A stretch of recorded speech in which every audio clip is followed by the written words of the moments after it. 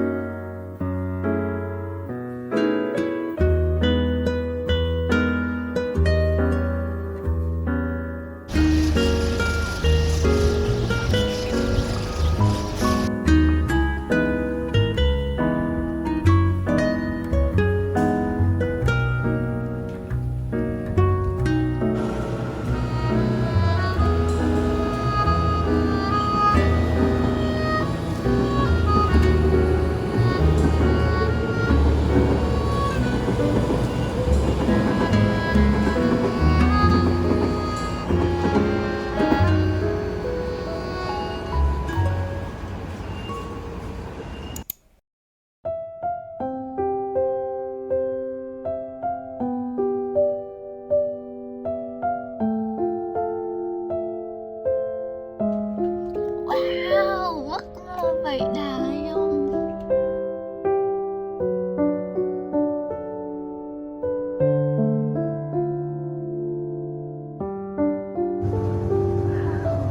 Cái hồng nhà ông chỉnh rực luôn rồi.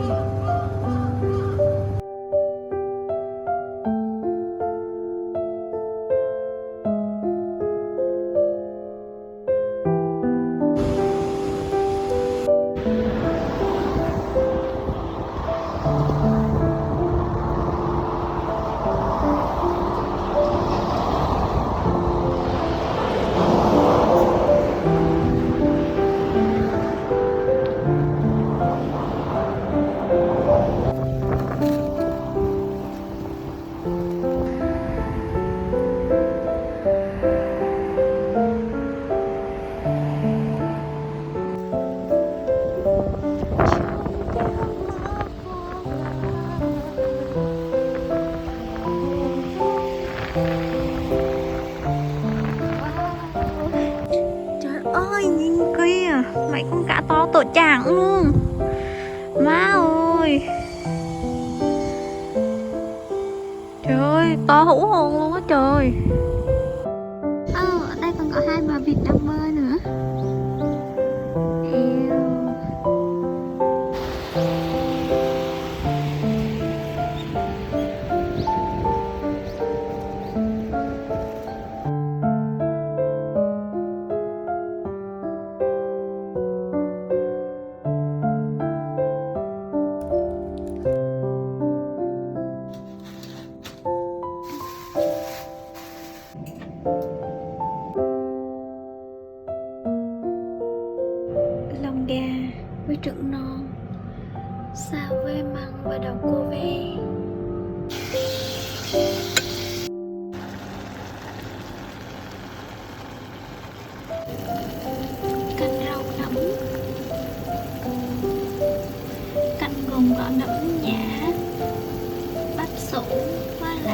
cải thìa.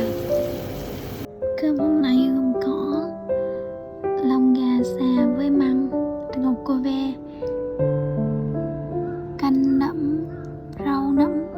rau nẫm, tàu khuôn chiên, tráng miệng bằng hồng nha.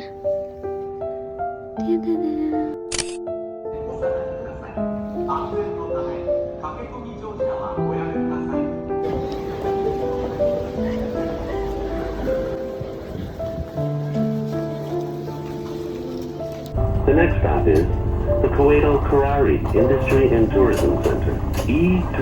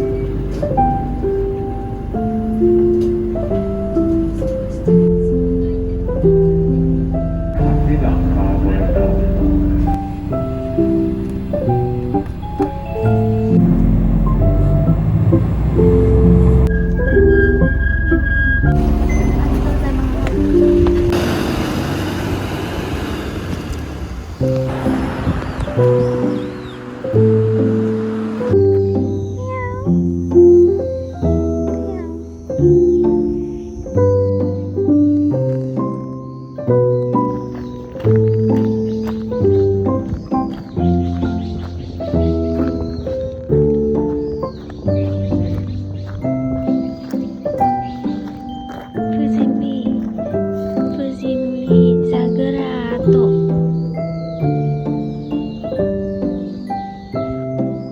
Thang tận Fujimi.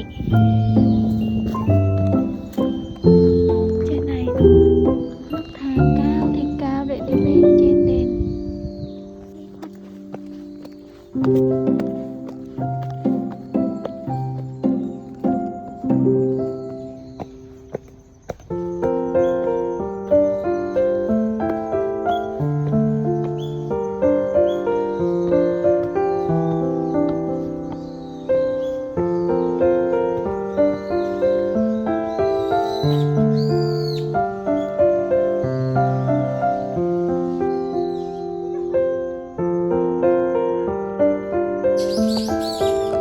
Tiếng chim kêu rịu rít luôn á.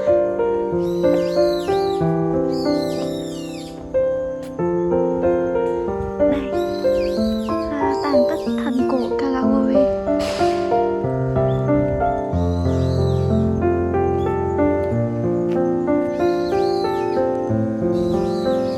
Cây cổ thụ to ơi là to luôn.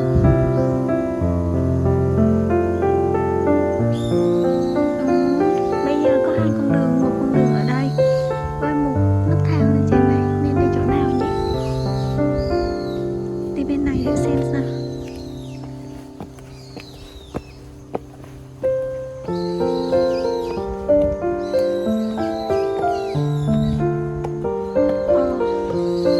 Đây chắc. Đây là tàn tích thành cổ ngày xưa chắc. Nay trống không rồi, không còn gì hết. Wow, đứng từ độ cao này thấy được hoàng hôn xinh ơi là xinh luôn. Có lẽ đây là nơi cao nhất của đền.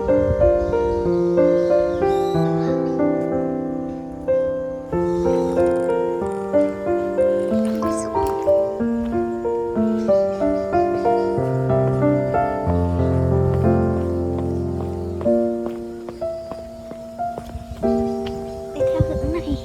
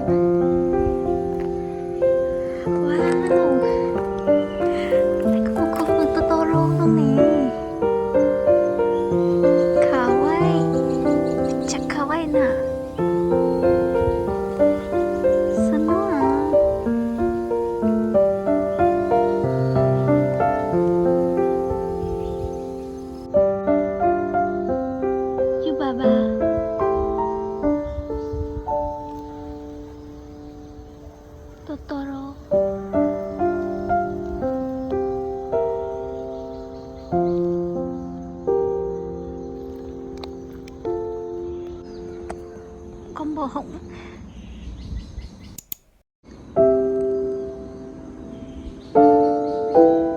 Khuôn viên đền cơ bản là như thế này.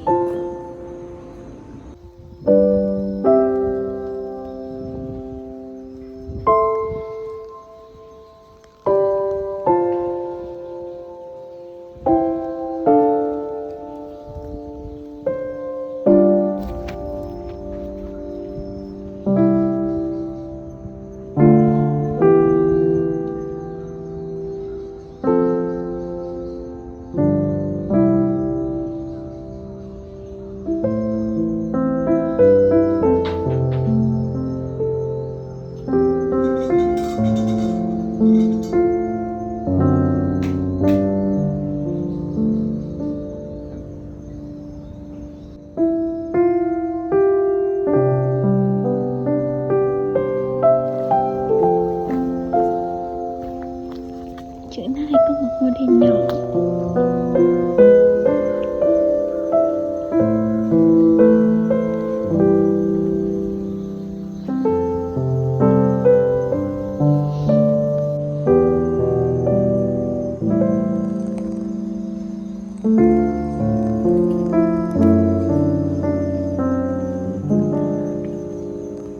Có vẻ là đền thờ Cáo.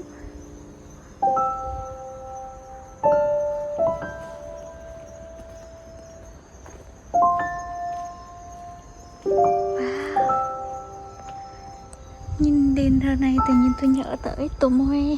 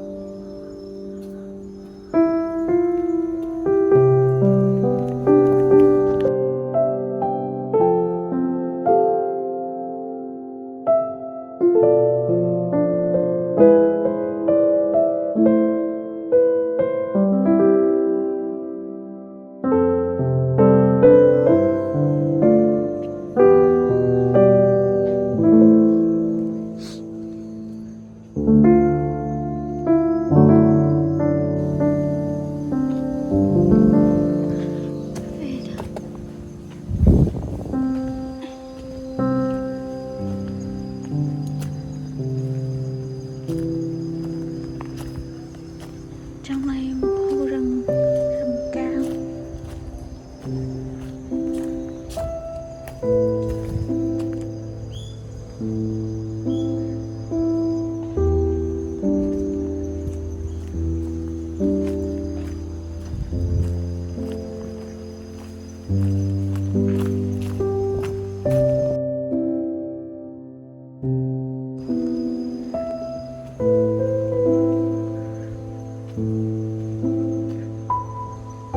Chẳng không lên được.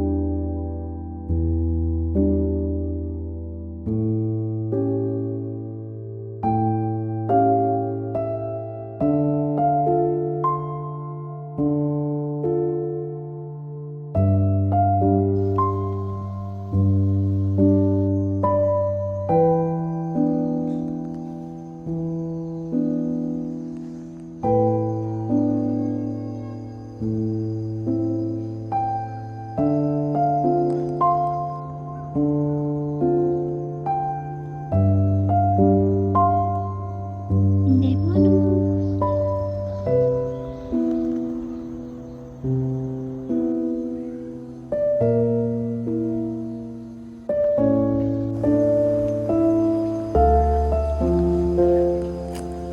Ôi, không. Meow. Chạy mất tiêu rồi. Meow. Meow. Hai con luôn. Chạy mất tiêu rồi. Thấy mình sờ quá nó chạy rồi.